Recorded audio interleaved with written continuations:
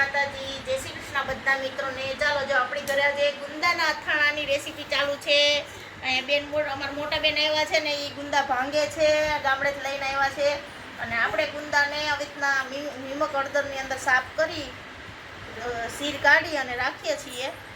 એટલે આપણે આગળ પ્રોસેસ બતાવશું કેવી રીતના આપણે ગુંદા કરીએ છીએ। પછી આને સાફ કલાક 2 કલાક રાખીને આને સાફ કરીને સૂકવી દેવું, અને પછી થોડીક વાર પછી મસાલામાં ભેળવશું ત્યારે આપણે વિડીયોમાં બતાવશું કે કેવી રીતના ભેળવે છે। ને આ જો આવી ચીકણી રામાયણ આપણે ચાલુ કરી છે ને, આ બધા સાઈડમાં ખાલી જોવા માટે બેઠા છે।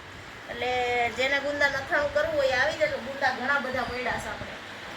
જો આપણે ગુંદા બનાવતા હતા ને, હમણાં ભાંગીને મીઠાવાળા કરીને મૂક્યા હતા, એને જો આ બેન લૂસતા જાય છે અમારા બાજુમાં, એટલે શીર બધું નીકળી જાય। અમે તો આ રીતના કરીએ છીએ, ડાયરેક્ટ અમે કરતા નથી।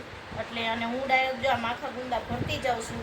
આ એક બેલણી ભરાઈ ગઈ છે આપણે આ, અને આ છે એ બહાર મોકલાવાનું છે, એટલે અલગ અલગ બધા ભરી દઈએ છીએ કારણ કે એ લોકોને બનાવીને આ રીતના જો આપણે ગુંદા ભરીએ છીએ। તમે કેવી રીતના ભરો છો? મેં આની અંદર કેરી ખમણીને નાખી છે। જો આ લચ્છા તમને દેખાતા હશે કે કાચી કેરી એમ ખમણી અને વઘારેલ બોરાની અંદર ભેળવી દીધી છે। એટલે કેરી આની અંદર કેરીની કટકી કે તમારે કશું નાખવું ન પડે, ડાયરેક્ટ ખટાશ આવી જાય।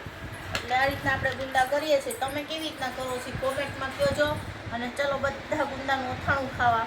જાજુ બધું અથાણું કર્યું છે, હજી તો આટલા લૂસવાને બાકી છે, અને આપણે ભરીએ છીએ એટલે હજી ઘણું થશે, 2-3 બરણી જેટલું થશે, કારણ કે ઘણા બધાને આપણે વેચતા નથી હો। પાછા એવી કોમેન્ટ ન કરતા કે વેચાથી મોકલો, અમે વેચતા નથી, ઘર માટે જ છે આ બધું। તો કોને કોને અથાણા કેટલા અથાણા કરે? કેરીનું અથાણા મેં આગળ મૂક્યો તો કેરીનું બનાવેલું છે, ગુંદાનું ગોળ કેરી કરેલું છે, બધા અથાણા કરેલા છે। તમે ક્યાં અથાણા કરો છો એ મને કહેજો। અને મારો વિડીયો સારો લાગ્યો હોય તો લાઈક કરજો, શેર કરજો અને સબસ્ક્રાઈબ કરવાનું ભૂલતા નહીં। Bye bye.